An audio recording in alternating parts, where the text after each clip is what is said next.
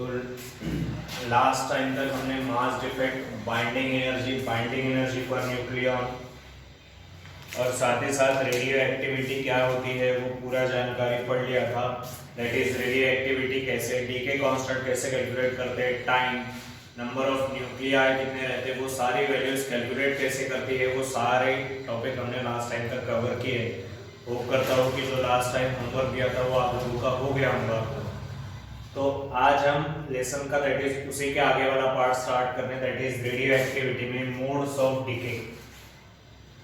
क्या कहता क्या है और फैक्टर क्या है वो बात समझिए बेसिकली। कि अगर कोई रेडियो एलिमेंट है, वो रेडियो एलिमेंट अगर डिसइंटीग्रेट होगा, अगर वो रेडियो एलिमेंट क्या होगा, डिसइंटीग्रेट होगा बेसिकली।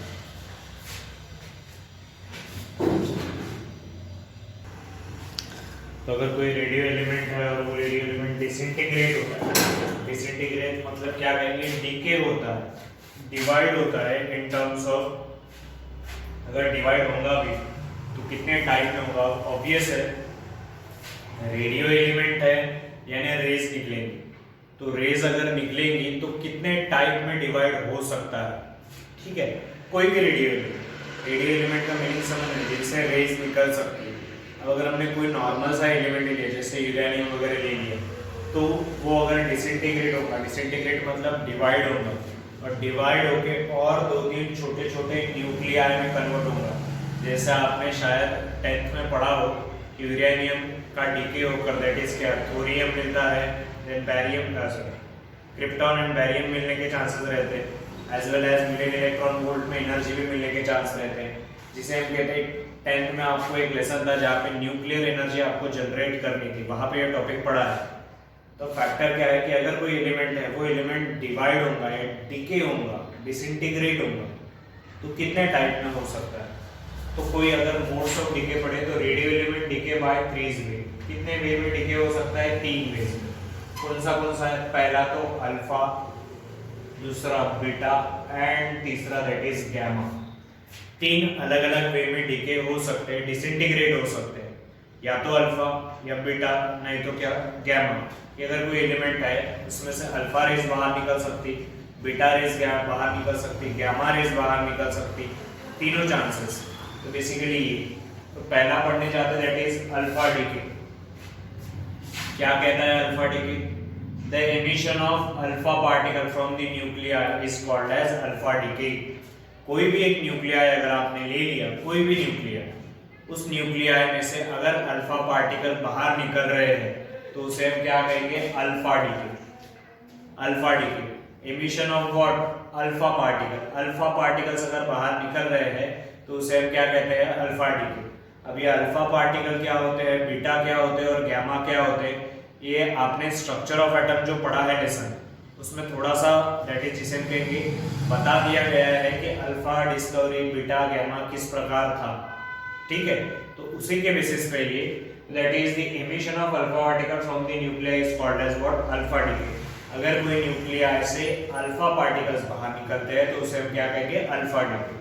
अब ये होने के बाद नेक्स्ट चीज यार, अब अल्फा पार्टिकल अगर बाहर निकलते हैं तो अल्फा पार्टिकल का मास कितना रहता है, अल्फा पार्टिकल का एटॉमिक नंबर कितना रहता है जो बाहर निकल रहे हैं, और दैट इज अगर बाहर निकलेंगे तो पर्टिकुलर जो आपका मेन न्यूक्लियाई है, जो आपका मेन न्यूक्लियाई रहेगा उसमें से अल्फा पार्टिकल बाहर निकलेंगे तो कुछ और न्यूक्लियाई बचने के चांसेस है ना, वो कितने बचेंगे वो हम आगे पढ़ रहे हैं। तो क्या आएगा पहले, दैट इज आपको पता है, आपने पढ़ा है दैट इज बेसिकली 11th में ही, दैट इज क्या, स्ट्रक्चर ऑफ एटम में, कि अल्फा पार्टिकल का जो चार्ज है ना वो कितना रहता है, +2, और उनका जो मास है वो 4 Dalton, atomic mass unit AMU। ठीक है, दैट इज अल्फा पार्टिकल का चार्ज कितना रहता है, +2, और मास कितना रहता है, 4U। अब ये अगर रहता है तो अगर बेसिकली क्या कहेंगे, चार्ज अगर +2 और मास 4U है, तो मतलब चार्ज +2 है और मास अगर 4 है तो वो किसके समान हो गया, वो हीलियम के समान ही हो गया ना, वो हीलियम न्यूक्लियस के समान हो गया। कि आपका चार्ज कितना होना, +2, और मास कितना होना, दैट इज बेसिकली क्या, 4।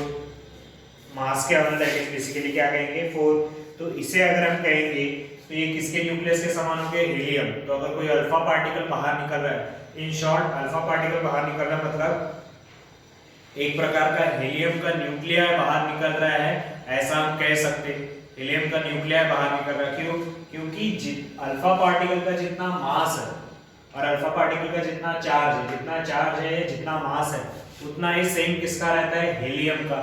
इसीलिए हम ऐसा कह सकते हैं कि अल्फा पार्टिकल बाहर निकल रहा है मतलब एक हीलियम न्यूक्लियाई बाहर निकल रहा है।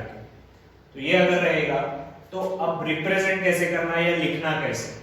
तो जैसे अगर आपका मेन न्यूक्लियाई है तो उसे हम कैसे लिखेंगे, एक्स ए, ऊपर मास नंबर, नीचे एटॉमिक नंबर। अब अगर इसको लिखना है बेसिकली कंसीडरेशन में, तो अल्फा पार्टिकल अगर निकलेंगे तो उनका मास कितना है, 4u। तो जितना भी टोटल न्यूक्लियाई का मास होगा उसमें से कितना माइनस होगा, 4। कितना माइनस होगा, 4। लिखा ही याद, कितना माइनस होगा, 4। क्यों? क्योंकि अल्फा पार्टिकल बाहर निकल रहा ना, तो अल्फा पार्टिकल बाहर निकलते वक्त अल्फा पार्टिकल का मास कितना है, 4। तो अगर आपका मान लीजिएगा कोई एक न्यूक्लियाई रहा, कोई भी पर्टिकुलर, वो न्यूक्लियाई को अगर हम कंसीडर कर लेते हैं जैसे ये यूरेनियम, ये आपका मैं एग्जांपल जाऊंगा आगे, लेकिन यूरेनियम 238 वाला, इसमें से अल्फा पार्टिकल बाहर निकलना चाहता है। तो अगर अल्फा पार्टिकल बाहर अगर निकलेगा तो मास कितने से कम होने वाला है, 4 से। तो 238 में से 4 गए तो कितना बचा, 234, दैट इज ये थोरियम। ठीक है, तो मास कितने से कम होगा, 4 से, और that is basically atomic number कितने से कम होगा, 92। उसमें से 2 अगर गए तो कितना बचा, 90। क्यों? क्योंकि अल्फा पार्टिकल का चार्ज 2 है और मास 4 है। तो जो भी आपको न्यूक्लियाई दिया जाएगा, जो भी व्हाटएवर, उस न्यूक्लियाई से अगर अल्फा पार्टिकल बाहर निकल रहा है, उस न्यूक्लियाई से अगर अल्फा पार्टिकल बाहर निकल रहा है, तो हमें ऐसा बोलना चाहिए कि हीलियम न्यूक्लियस जैसे बाहर, हीलियम एटम जैसा है, हीलियम न्यूक्लियाई है, उतना ही बाहर निकल रहा है कोई तो भी। तो अगर वैसा ही बाहर निकल रहा है तो मास उतना कम होगा ना मेन न्यूक्लियाई से। मेन न्यूक्लियाई से मास कितना कम होगा, 4, और चार्ज कितने से कम होगा, 2 से। चार्ज कितने से कम होगा, 2 से। इसीलिए अगर आपका मेन न्यूक्लियाई अगर रिप्रेजेंट कर रहे हैं हम सपोज x से, तो उसमें से अल्फा पार्टिकल बाहर निकलने के बाद आपका जो एक्चुअल मास है उसमें से कितना माइनस होगा, 4, और जो आपका नंबर है दैट इज एटॉमिक नंबर, उसमें से कितना माइनस होगा, 2। तो ये आपका जो न्यूक्लियाई बनेगा इसे हम कौन सा न्यूक्लियाई कहेंगे, डॉटर। कौन सा न्यूक्लियाई कहेंगे, डॉटर न्यूक्लियाई। ये रिप्रेजेंटेशन करने का तरीका है। और बाहर कौन निकलेगा, दैट इज हीलियम न्यूक्लियस या दैट इज हीलियम न्यूक्लियाई। तो अल्फा पार्टिकल का अगर एमिशन हम पढ़े तो कैसा रहता है, जैसे हीलियम एलिमेंट लिखा है दैट इज व्हाट, यूरेनियम 238 वाला, और जिसका एटॉमिक नंबर रहेगा 92। तो हम अगर ऐसा बोल रहे हैं कि यूरेनियम से अल्फा पार्टिकल बाहर निकल रहे हैं, अल्फा पार्टिकल एमिट हो रहे हैं, अल्फा पार्टिकल का दैट इज बेसिकली क्या कहेंगे, अल्फा पार्टिकल पूरा कंप्लीट होकर दैट इज व्हाटएवर डीके हो रहा है, यूरेनियम न्यूक्लियाई का डीके हो रहा है और अल्फा पार्टिकल बाहर निकल रहे हैं। तो अगर बाहर निकल रहे हैं तो ऑब्वियस है अल्फा पार्टिकल बाहर निकलेंगे, तो बाहर निकलते वक्त ये जो निकला है दैट इज ये सिमिलर टू किसके समान है, दैट इज अल्फा पार्टिकल के समान है। अल्फा पार्टिकल मतलब हीलियम न्यूक्लियस ही हो गया ना इन शॉर्ट। तो अगर ये अगर हो गया तो मास कितने से कम होगा, 4 से, और नंबर कितने से कम होगा, 2 से, बराबर है। एट द सेम टाइम एक और एग्जांपल ले ले तो रेडियम या रेडियम कह लीजिए, 226 है, मास कितने से कम होगा, 4 से, और एटॉमिक नंबर कितने से कम होगा, 2 से। रेडियम से क्या बना, रेडॉन। क्या बना, रेडॉन। देन आगे third example that is bismuth, 213 है और एटॉमिक नंबर कितना है, 83। इसमें से अगर अल्फा पार्टिकल एमिट होगा तो कितना बचेगा, 209, और इधर कितना बचेगा, 81। हर बार हीलियम न्यूक्लियस से बाहर निकलेगा, क्यों? क्योंकि हम अल्फा पार्टिकल का एमिशन पढ़ रहे हैं, अल्फा पार्टिकल बाहर निकलेगा। देन बिस्मथ से क्या मिलेगा, thallium. At the same time अगर हमने ले लिया एलिमेंट सपोज पोलोनियम, तो उसमें से क्या मिलेगा, दैट इज पीबी। पीबी माने लीड, पीबी माने क्या होगा, लीड। तो बेसिकली इतने प्रकार के दैट इज क्या होगा, जब जब अल्फा पार्टिकल एमिट होगा मतलब हीलियम न्यूक्लियस बाहर निकल रहा है, इन शॉर्ट यही कहना है, हीलियम न्यूक्लियस बाहर निकल रहा है, यही कहना है। इसके अलावा कोई He ही बाहर निकल रहा है, ये सबसे बेसिक सा आंसर है, He ही बाहर निकल रहा है। तो अगर He बाहर निकल रहा है तो इसी को हम क्या कहते हैं, अल्फा डीके। अगर कोई न्यूक्लियस से अल्फा पार्टिकल इमिट हो रहे हैं तो हम उसे क्या कहते हैं, अल्फा डीके। अब एक नोट लिखा है मैंने यहाँ, नोट आप पढ़िएगा, मैं क्या कहता हूँ वो बात समझाता हूँ कि अगर आप पीरियोडिक टेबल देखोगे, जितना भी सपोज आपके पास कोई पीरियोडिक टेबल है, तो पीरियोडिक टेबल में आपने इसमें का कोई भी एलिमेंट देख लीजिएगा। जैसे अगर आप यूरेनियम देखा है, सपोज मैं एग्जांपल दे रहा हूँ, ये पीरियोडिक टेबल नहीं है, आपके पास होगा, तो आपके अगर यूरेनियम ले लिया आपने सपोज, तो यूरेनियम से अल्फा पार्टिकल इमिट होगा, मतलब कितना बचा, थोरियम बचा है, तो ये यूरेनियम के 2 नंबर इधर होगा, 2 नंबर किधर साइड होगा, लेफ्ट साइड होगा, 2 नंबर किधर साइड होगा, लेफ्ट साइड होगा। तो यही कहना है कि 2 नंबर किधर साइड आने वाला है, लेफ्ट साइड आने वाला है। जितना भी एलिमेंट अगर आपने ले लिया, कोई भी एलिमेंट आपने ले लिया पीरियोडिक टेबल में का, सपोज आप इसे पीरियोडिक टेबल यहाँ पे अगर कोई एलिमेंट मान रहे हैं और उस एलिमेंट में से अल्फा डीके अगर निकला है, तो बेसिक मतलब अल्फा डीके हुआ है, तो उसका 1 नंबर छोड़िएगा पहले वाला और इसका इधर, मतलब लेफ्ट साइड में, उसके लेफ्ट साइड में सेकंड नंबर देखिएगा, वही एलिमेंट मिलेगा। जिस भी एलिमेंट से अल्फा डीके होगा तो वो एलिमेंट पीरियोडिक टेबल में जहां भी सिचुएट है, जहां भी अरेंज है, जहां भी प्लॉट किया गया है, उसकी लेफ्ट हैंड साइड में 2 नंबर पहले, in short left hand side में मतलब उसके 2 नंबर पहले जो भी एलिमेंट होगा वो वही एलिमेंट क्या कर देगा, बाहर निकाल देगा। क्या, उसका न्यूक्लियाई बाहर निकालेगा। कब, जब क्या हो रहा है, अल्फा डीके। जब अल्फा डीके हो रहा है तो उसी का न्यूक्लियाई वो क्या करेगा, बाहर एमिट करेगा, इन शॉर्ट क्या करेगा, बाहर निकालेगा। तो ये था आपका अल्फा डीके, बराबर पढ़िएगा, पॉइंट मेंशन कीजिएगा क्या होता है, क्योंकि इसके बेसिस पे हमें क्वेश्चन सॉल्व करने आ गए, न्यूमेरिकल्स आ सकते हैं। न्यूमेरिकल मतलब शॉर्ट क्वेश्चंस है कुछ, कि ऐसे ही कि अगर कोई एलिमेंट 238 जिसका एटॉमिक नंबर 92 और मास नंबर 238 दिया है, तो उसमें से अगर अल्फा पार्टिकल निकल गया, अल्फा डीके हो गया, तो कितना बचा है, कितने नंबर ऑफ प्रोटॉन बचे, कितने नंबर ऑफ न्यूट्रॉन बचे, सारी जानकारी है। ठीक है, दैट इज ये अल्फा डीके, थोड़ा सा नोट डाउन कर लीजिएगा वीडियो पॉज कर।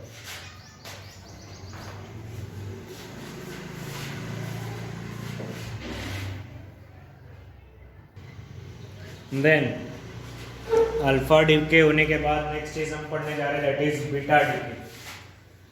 अगर बीटा पार्टिकल्स बाहर निकलेंगे तो हम उसे क्या कहेंगे, that is beta DK. The emission of negatively charge से, जैसे अल्फा पार्टिकल अगर निकले थे बेसिकली, तो अल्फा पार्टिकल का चार्ज क्या था, +2। यहाँ पे अगर बीटा पार्टिकल, अल्फा पार्टिकल अगर निकले थे तो अल्फा पार्टिकल का चार्ज क्या था, +2। अगर बीटा पार्टिकल्स निकलेंगे तो बीटा पार्टिकल्स का चार्ज क्या है, नेगेटिव। कैसे चार्ज है, नेगेटिवली चार्ज। थोड़ी देर पहले ही आपको पढ़ाया है कि that is basically alpha particle का चार्ज कितना है, +2। तो बीटा का कैसा है, नेगेटिवली चार्ज है। और जब ये नेगेटिवली चार्ज बीटा पार्टिकल अगर न्यूक्लियस से बाहर निकल रहे हैं तो हम उन्हें क्या कहेंगे, दैट इज बीटा डीके। क्या कहेंगे, बीटा डीके। तो बीटा डीके की अगर बात करें तो बीटा डीके का चार्ज कितना होता है, मैं पहले बता दूं, अल्फा पार्टिकल का चार्ज, बीटा पार्टिकल और गामा पार्टिकल, ये आपने स्ट्रक्चर ऑफ एटम में पढ़ा है। मैं वही से चीजें एज इट इज कंसीडर करके चल रहा हूं कि आपको पता है कि अल्फा पार्टिकल के चार्ज इतने होते हैं, बीटा के इतने होते हैं और गामा के इतने होते हैं। तो दैट केस में अगर बीटा पार्टिकल्स की बात करें तो बीटा पार्टिकल्स आर क्या है, वर्ड अगर आप पढ़ रहे होंगे तो आसान जाएगा। Beta particles are what, electrons with a charge, electron जिनका चार्ज, इलेक्ट्रॉन के ऊपर चार्ज क्या रहता है, negative, and the mass of an electron, mass being negligible as compared to the nuclei। मतलब क्या, बीटा पार्टिकल का एमिशन का मीनिंग होता है सिंपल से लैंग्वेज में कि कोई एक न्यूक्लियाई है, उस न्यूक्लियाई में से बीटा पार्टिकल एमिट हो रहे। बीटा पार्टिकल एमिट हो रहे मतलब इलेक्ट्रॉन एमिट हो रहा है। इलेक्ट्रॉन क्या कर रहा है, बाहर निकल रहा है। अगर वो इलेक्ट्रॉन बाहर निकल रहा है तो इलेक्ट्रॉन का मास तो बहुत बहुत कम है, तो हम उसे सीधा सीधा निग्लिजिबल समझ रहे हैं, लेकिन बहुत निग्लिजिबल, बहुत ही कम। तो इलेक्ट्रॉन का मास निग्लिजिबल, लेकिन उसका चार्ज है ना, electron are negatively charge, electron are what, negatively charge. तो इलेक्ट्रॉन अगर नेगेटिवली चार्ज है तो बीटा पार्टिकल्स क्या होते हैं, ऐसे पार्टिकल्स जिनका मास तो निग्लिजिबल है लेकिन जिनका चार्ज रहेगा, जिनका चार्ज कुछ तो भी रहेगा, दैट इज माइनस रहेगा, माइनस में। तो अगर ये अगर है तो अगेन इसको रिप्रेजेंट कैसे करना है या बाकी सारा। तो अगर मान लीजिएगा x ये कोई एलिमेंट है जिसका a यानी मास नंबर है और z यानी एटॉमिक नंबर है, तो मास नंबर तो बदलेगा नहीं।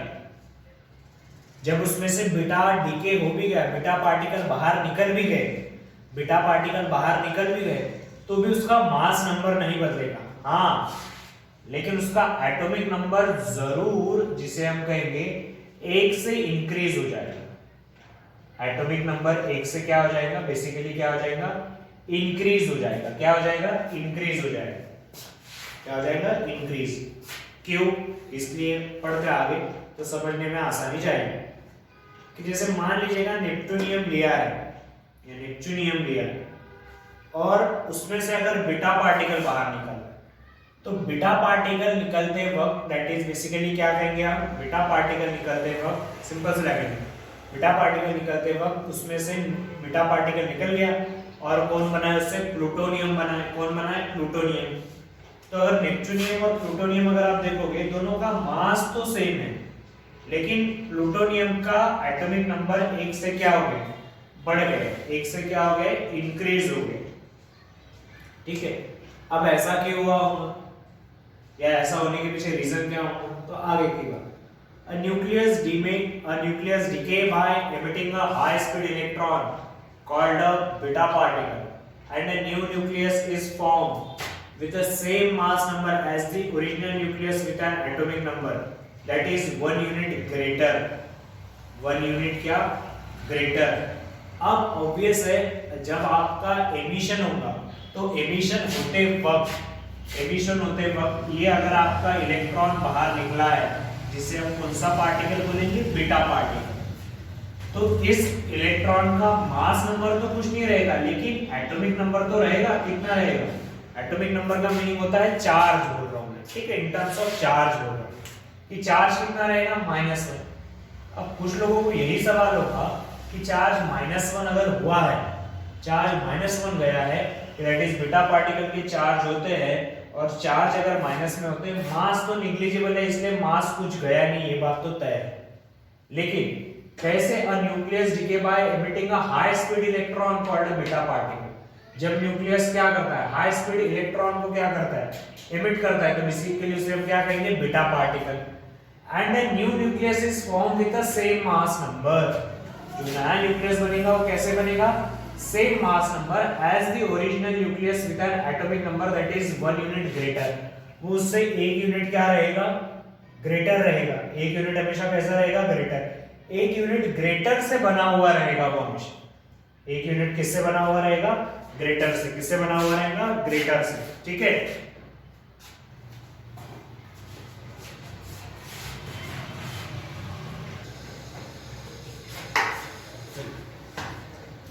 so the atomic number is increases by 1। ये लास्ट ऑर्डर है, दैट इज किसमें, बीटा डी में। अब एटॉमिक नंबर इंक्रीजेस बाय 1 क्यों हो रहा है, वो बात समझिएगा सबसे काम कि जनरली क्या हो रहा है, ये तो आपका मास नंबर है और ये आपका एटॉमिक नंबर है। तो यहाँ पे क्या होता है, जब बीटा पार्टिकल एमिट होता है ना, बीटा पार्टिकल का एमिशन, तो न्यूट्रॉन जो है, जनरली जो न्यूट्रॉन है वो डिवाइड हो जाता है। न्यूट्रॉन का डिके होता है प्रोटॉन एंड इलेक्ट्रॉन में। न्यूट्रॉन का क्या होता है, एक न्यूट्रॉन का डिके होता है प्रोटॉन एंड इलेक्ट्रॉन में। तो इलेक्ट्रॉन तो बाहर निकल गया चार्ज लेके, लेकिन जो प्रोटॉन बचा है ना, तो proton are positively charge, proton are positively charge, वो प्रोटॉन का टर्म यहाँ पे ऐड हो जाता है। बात समझिएगा क्या बोल रहा हूँ, कि that is emission of alpha particle. Emission of alpha particle होते वक्त क्या, एटॉमिक नंबर 1 से इंक्रीज होता है। क्यों इंक्रीज होगा, क्योंकि यहाँ पे जनरली क्या होगा, बीटा एमिशन मतलब एक न्यूट्रॉन जनरली डीके होगा इन टर्म्स ऑफ, एक न्यूट्रॉन डीके कितने में होगा, 2 लोगों में, दैट इज कौन कौन, प्रोटॉन एंड इलेक्ट्रॉन। तो इलेक्ट्रॉन तो अपना चार्ज लेके बाहर निकल गया, लेकिन प्रोटॉन जो बचा है वो एटॉमिक नंबर में ऐड होगा, इसलिए एटॉमिक नंबर 1 से क्या होते हुए मिलेगा, इंक्रीज होते हुए मिलेगा। इसी को हम क्या कहते हैं, दैट इज बीटा डीके। चाहे नेप्टूनियम टू प्लूटोनियम ले लीजिए, प्लूटोनियम टू अम्ब्रेशियम ले लीजिए, देन रेडियम टू बिस्मथ ले लीजिए, सब में एटॉमिक नंबर कितने से इंक्रीज हो रहा है, 1 से। एटॉमिक नंबर कितने से इंक्रीज हो रहा है, 1 से, ठीक है। एटॉमिक नंबर 1 से इंक्रीज होना लेकिन एटॉमिक मास नंबर सेम रहना, इसी बात को हम क्या कहते हैं, that is known as beta decay. क्या कहेंगे, that is beta decay. Beta decay होते वक्त क्या होता है, अभी बताया, दैट इज बेसिकली क्या कि एक न्यूट्रॉन डिवाइड डीके होगा in terms of one proton and electron, तो इलेक्ट्रॉन चार्ज लेके बाहर प्रोटॉन ऐड हो जाएगा, ठीक है। तो दो टॉपिक पढ़े हमने इसमें, that is alpha decay and as well as what, beta DK.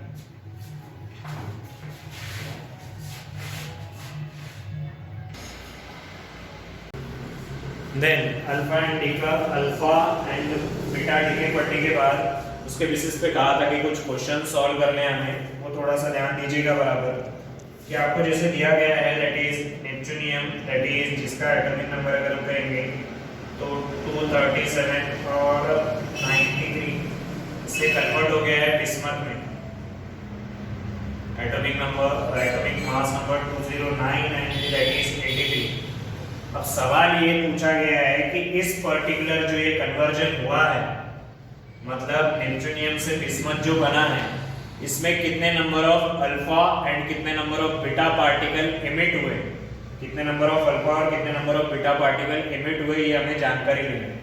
तो अगर हम देखेंगे यहाँ पे एटॉमिक मास नंबर कितना है 237 और यहाँ पे कितना है 209, तो अगर हम डिफरेंस निकालें तो 237 माइनस 209, तो हमारा आंसर सीधा सीधा अगर हम कंसीडर कर ले तो दैट बिकम जिसे कहेंगे 17 और 9 दैट इज 7 और 1 that is 8 plus 1 that become that is जिसे कहेंगे अब 2 एंड 0 दैट इज, अगर हम वैल्यू देखें तो कितना आएगा 28। डिफरेंस कितने का आ रहा है 28, मास नंबर में डिफरेंस आ रहा है 28 का, तो 28 का डिफरेंस अगर आ रहा है तो हमें ये पता करना है कि कितने अल्फा और कितने बीटा पार्टिकल एमिट हुए। तो हम जानते हैं अल्फा पार्टिकल का मास है 4 और दैट इज चार्ज है +2, बीटा पार्टिकल का जिसे हम कहेंगे ये है माइनस, और मास नंबर तो कुछ बदलता नहीं है, वो एज इट इज रहता है। तो अगर बात करेंगे अल्फा पार्टिकल्स की, तो अल्फा पार्टिकल मतलब 4, मतलब एटॉमिक मास नंबर 4 से कम होना चाहिए, पहला फैक्टर है, 4 से डिक्रीज होना चाहिए। तो अगर 4 से डिक्रीज होना चाहिए तो इसको सीधा सीधा अगर हम कहेंगे 28 डिवाइडेड बाय 4, तो आंसर कितना आ जाएगा, दैट इज बेसिकली जिसे हम कहेंगे 7। तो 7 आंसर आ रहा है, एक बार 4 से कम होता है ना, तो बेसिकली डिवाइड कितने से कर दिया 4 से, तो आंसर कितना है 7। That means neptunium to bismuth जाते वक्त कितने अल्फा पार्टिकल इस्तेमाल हुए 7, कितने अल्फा पार्टिकल इस्तेमाल हुए 7, सीधा सीधा क्या हो गया 7, ठीक है। और इसको और थोड़ा सा करेक्ट करेंगे 7। अब अल्फा पार्टिकल के वक्त आपका चार्ज कितना रहता है 2, कितना रहता है 2, यहाँ पे आपका मास नंबर है 93 और इधर है 83, तो 93 माइनस 83 अगर हम करेंगे तो ये कितना आ रहा है 10, कितना आ रहा है दैट इज बेसिकली 10 आ रहा है, ठीक है। दैट इज कितना आ रहा है 10। अब ये 10 क्यों हुआ होगा, अब 10 क्यों हुआ होगा, ऑब्वियस है 7 अल्फा पार्टिकल है, दैट इज वो 4 टाइम है, और चार्ज अगर +2 रहता है, एक अल्फा पार्टिकल का चार्ज +2 रहता है, तो 7 अगर अल्फा पार्टिकल आ रहे हैं तो आंसर 14 होना चाहिए ना अल्फा पार्टिकल का, लेकिन आंसर कितना दिख रहा है 10। अब 10 क्यों हुआ होगा वो बात भी समझिएगा कि दैट इज बेसिकली जिसे हम कंसीडर करेंगे, तो बिस्मथ अगर हम कंसीडर करेंगे तो फैक्टर क्या होने वाला है बिस्मथ के वक्त, सॉरी बिस्मथ 83 अगर देखेंगे, और अगर हम दैट इज बीटा डीके की बात करेंगे तो बीटा डीके के वक्त आंसर क्या होता है, दैट इज एटॉमिक नंबर क्या होना चाहिए, इंक्रीज होना चाहिए। कितने से इंक्रीज होना चाहिए 1 से, कितने से इंक्रीज होना चाहिए 1 से। हालांकि यहाँ पे तो टोटल क्या है डिक्रीज ही है, इंक्रीज वाला फैक्टर है नहीं, तो यहाँ पे हम सोचेंगे कैसे। तो पहले तो आप लोगों को होप करता हूँ ये बात समझ गई है कि मास डिफरेंस कितना आया है 28 डिवाइड बाय कितना किया है 4, तो आपका आंसर कितना आया है 7। दैट मींस अल्फा पार्टिकल कितने होंगे 7 अल्फा पार्टिकल्स होंगे, कितने अल्फा पार्टिकल होंगे 7। और जो आपका दैट इज एटॉमिक नंबर है वो डिक्रीज कितने से हो रहा है 10 से, कितने से डिक्रीज हो रहा है दैट इज जिसे हम क्या कहेंगे 10 से। तो अगर 10 से डिक्रीज हो रहा है तो आप एक बात समझ लीजिएगा सीधा सीधा कि अगर 10 से डिक्रीज हो रहा है तो अल्फा पार्टिकल अगर 7 है तो यहाँ पे अगर 28 आता है, यहाँ पे अगर 7 अल्फा पार्टिकल है ना, एक अल्फा पार्टिकल का वेट 4, तो 7 का कितना आएगा 28, यहाँ पे नीचे कम से कम कितना आना चाहिए 14 आना चाहिए ना, लेकिन यहाँ पे कितना है 83 है। डिफरेंस कितने का आ रहा है 10 का, तो 10 का डिफरेंस आ रहा है, तो इसका मीनिंग ये है कि ये 14 ही हुआ होगा। लेकिन जस्ट बिकॉज बीटा पार्टिकल के वक्त जिसे हम कंसीडर करेंगे, बीटा पार्टिकल क्या करता है charges atomic number should be increase by 4, तो यहाँ पे ये 93 में से अगर हम 14 निकाल दें दैट इज बेसिकली 13 - 4 9, और इधर कितना बचना चाहिए दैट इज अगर 2 गया तो 79 ही बचना चाहिए।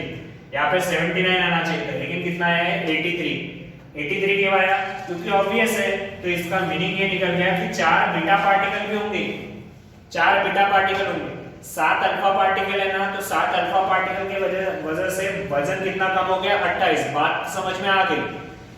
7 अल्फा पार्टिकल होंगे, तो दैट इज बेसिकली जिसे हम कहेंगे 7 हीलियम न्यूक्लियस अगर कहा हमने तो चलता है, ना कोई फैक्टर नहीं पड़ेगा। लेकिन जिसे हम कहेंगे 7 अल्फा पार्टिकल क्या होंगे? लिमिट होंगे, सीधा सीधा 7 अगर लिमिट हो गए तो वेट कितने से कम होगा 28 से, और ये कितने से कम होना चाहिए था दैट इज 14 आना चाहिए था, 7 × 2, क्योंकि चार्ज कितना रहता है अल्फा पार्टिकल का 2। लेकिन ये 14 का डिफरेंस आने के बजाय डिफरेंस कितना आ रहा है 93 से 83 तक 10 का, तो 10 का डिफरेंस आ रहा है। इसका मीनिंग ये है कि एक्चुअल में 14 ही कम हुआ होगा, 79 ही आंसर आया होगा, लेकिन उसके अंदर बीटा पार्टिकल भी होंगे। बीटा पार्टिकल के वक्त atomic number increases by 1, mass number नहीं बदलता, तो एटॉमिक नंबर कितने से बढ़ा होगा 4 से, क्योंकि 4 बीटा पार्टिकल 83 अगर है और ये हमारा 79 आ रहा है तो 4 से बढ़ा होगा। दैट मींस इस पर्टिकुलर क्वेश्चन में 7 अल्फा पार्टिकल और 4 बीटा पार्टिकल होंगे। ठीक है, वीडियो रिवाइंड करके देखिएगा इतना बराबर कैसे कैलकुलेट करते हैं, कितने अल्फा पार्टिकल और कितने बीटा पार्टिकल है वो एडिशन और सब्ट्रैक्शन करके देखना पड़ेगा हमें। ठीक है, एक मार्क के क्वेश्चन होते हैं कि कितने अल्फा है कितने बीटा है सारा।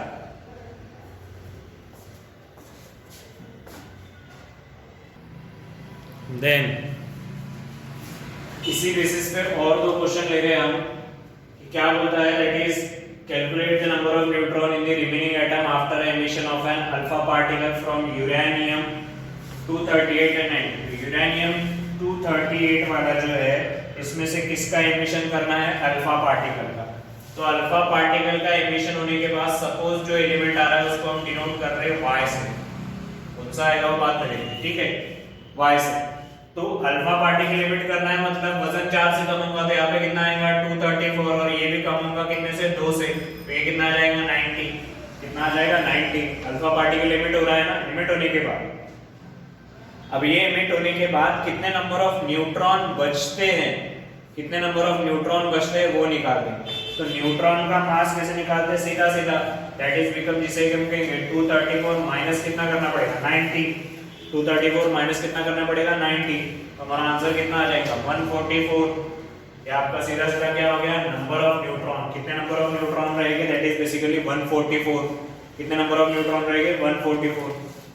अब ये अगर हो गया तो इसी प्रकार ऐसे करिए, क्वेश्चन दिया गया है इसमें radioactive disintegration of radium into following manner into, मतलब रेडियम से ये क्या बना है RAC, जिसे हम कहेंगे एक प्रकार का न्यूक्लियाई बना है। तो ये न्यूक्लियाई बनते वक्त कितने अल्फा पार्टिकल, मतलब वो जो RAC बनेगा उसका मास नंबर कितना है और एटॉमिक नंबर कितना है वो हमें बताना है सीधा सीधा। तो अगर आप देख पा रहे होंगे 3 बार अल्फा पार्टिकल, 3 बार अल्फा पार्टिकल, 1 बार अल्फा पार्टिकल अगर गया तो 4 से मास कम होता है, तो 3 बार अगर गया होगा तो मास सीधा सीधा कितने से कम हो गया होगा 12 से, कितने से कम हो गया होगा 12 से। तो 226 माइनस 12 अगर हम करेंगे तो आंसर बचेगा 4, यहाँ पे बचेगा 1 और यहाँ पे 2 और 4। तो अगर हम RAC का डिस्कशन करें तो उसका दैट इज मास नंबर कितना आएगा 214। और अब बात करते हैं एटॉमिक नंबर की, 3 बार अगर अल्फा पार्टिकल है तो RA का एटॉमिक नंबर कितना था 88, बराबर 88 था। 3 बार अल्फा पार्टिकल तो एटॉमिक नंबर एक बार अल्फा पार्टिकल रहा तो 2 से कम होता है, तो 3 बार के वक्त कितना कम होगा 6 से, तो 88 माइनस 6, तो ये अगर हम कर लेंगे सीधा सीधा आंसर कितना आएगा 82। लेकिन यहाँ पे एक बीटा पार्टिकल भी दिख रहा है, तो बीटा पार्टिकल के वक्त मास 1 से बढ़ता है, सॉरी एटॉमिक नंबर 1 से बढ़ता है, तो 82 में क्या करना पड़ेगा ऐड, तो आंसर कितना आएगा 83। तो आंसर कितना आने वाला है 83, आंसर कितना आने वाला है 83। तो यहाँ आपके क्वेश्चंस थे दैट इज अल्फा और बीटा डीके के ऊपर 3 कुछ क्वेश्चंस मैं आपको पीडीएफ के फॉर्म में भेज रहा हूँ, पर्टिकुलर आपके ग्रुप में आ जाएंगे। इसको होने के बाद ये वीडियो पॉज करके वो क्वेश्चन छुड़ा दीजिएगा, फिर आगे की चीजें देखिए, ठीक है।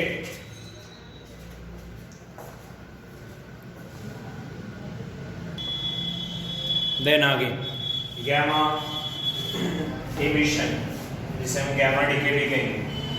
हमने अल्फा पढ़ लिया है, बीटा भी पढ़ लिया है, तो गैमा क्या होता है बात बराबर सुनिए। और थोड़ी सी जानकारी अलग लिखी है, तो इसको पढ़ते हुए बराबर ध्यान दीजिएगा। आपको रिलेटेड जो टेक्स्ट बुक्स अवेलेबल करवाई है उसके मुकाबले ये जानकारी थोड़ी सी इजी है और आसान है।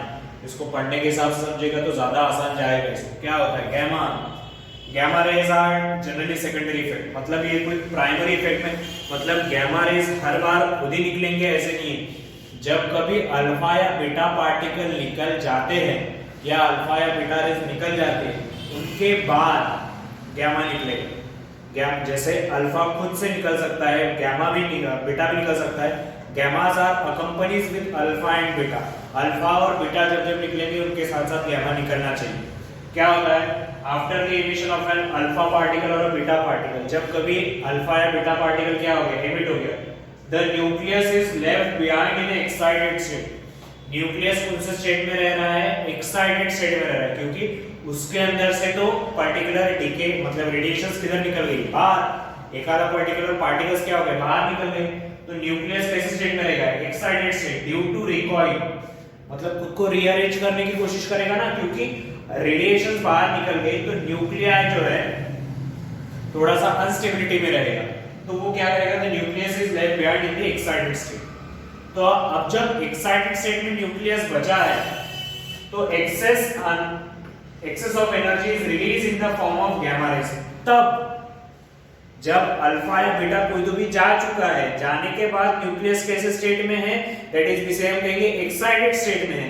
तो एक्साइटेड स्टेट से नॉर्मल स्टेट में लाने के लिए वो एक certain amount of energy release करेगा, उसको बोलते हैं that is known as gamma rays. Thus gamma rays are arise from energy rearrangement in the nucleus। Alpha या बीटा कोई तो भी चला गया, उसके जाने के बाद जो एक्साइटेड स्टेट में न्यूक्लियस बचा है वो न्यूक्लियस अपनी एनर्जी का रीअरेंजमेंट करके एक सर्टेन अमाउंट ऑफ एनर्जी बाहर निकाल देगा ताकि खुद थोड़ा सा स्टेबल हो सके। उस एनर्जी के आंसर को हम क्या बोलते हैं, दैट इज उन्हें हम कहते हैं गैमा रेज। क्या कहते हैं, गैमा रेज। तो अगर गैमा रेज करें तो gamma rays are generally short wavelength electromagnetic radiation और एनर्जी के फॉर्म में रहेगा, तो नो चार्ज है, नो मास है, therefore the emission of radioactive element does not produce a new element। Gamma के वजह से कोई नया एलिमेंट प्रोड्यूस नहीं होगा। जैसे अल्फा पार्टिकल के वक्त हीलियम जिसे हम बोलते थे, या फिर कोई नया तैयार होने के, वो तो सिर्फ रीअरेंजमेंट करते वक्त एनर्जी को बैलेंस करना है, यही आंसर। ठीक है, तो ये अगर हो गया, इसका एग्जांपल लिखा है यूरेनियम, इसमें भी सेम गैमा रेज बाहर निकलेगी क्या, हाँ, क्योंकि इसमें से कौन सा पार्टिकल निकल रहा है, अल्फा पार्टिकल। अल्फा पार्टिकल बाहर निकलने के बाद ये यूरेनियम थोड़ा सा अनस्टेबिलिटी में रहेगा ना, मतलब एक लार्जर अमाउंट ऑफ एनर्जी रहेगी, तो खुद को स्टेबल करने के लिए, और थोरियम भी है, तो खुद को स्टेबल करने के लिए दैट इज एनर्जीज को बराबर रीअरेंज करने के लिए जो एनर्जी मतलब खुद को रीअरेंजमेंट करने के लिए जो एनर्जी बाहर निकलेगी उसे हम क्या कहते हैं, गैमा रेडिएशन। क्या कहते हैं, गैमा रेज। ठीक है, यहाँ पे आपका अल्फा, बीटा और गैमा तीनों मोड्स ऑफ डीके एंड हुए। वीडियो रिवाइंड करके बार-बार देखिएगा और सारी चीजें क्या होती है इसको नोट डाउन करके रखिए। शॉर्ट में अल्फा क्या होता है, बीटा क्या होता है और गैमा क्या होता है। ठीक है।